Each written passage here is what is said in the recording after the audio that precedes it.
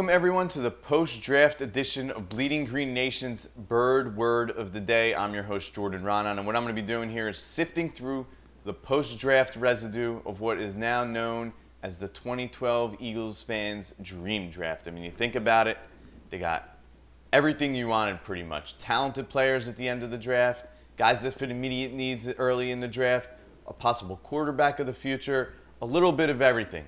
And one of the big reasons for this might have been the Andyprints, and that's our bird word of the day, Andyprints. And let's think about it for a second.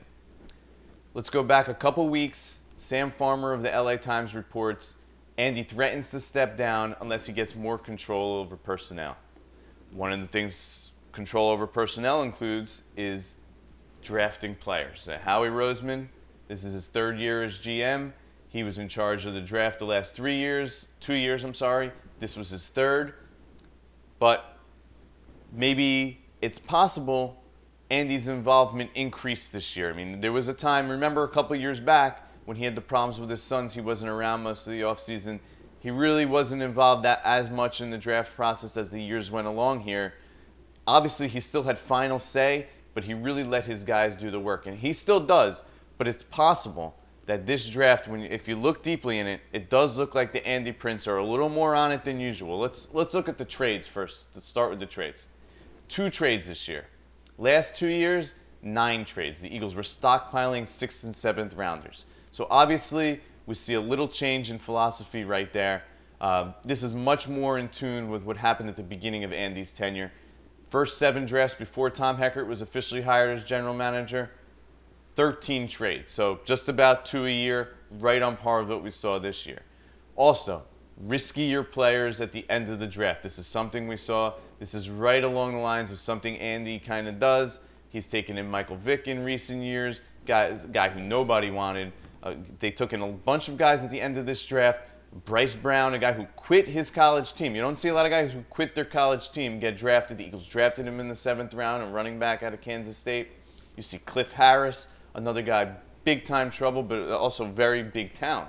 So there's the big upside, the minimal risk. This is something we hadn't seen in the last 2 years. Howie, when he took over as GM, one of the things we saw was they were looking for guys who had good character, good students, team captains, really pristine resumes. I think this year we saw that a little shift away from that, especially late in the draft.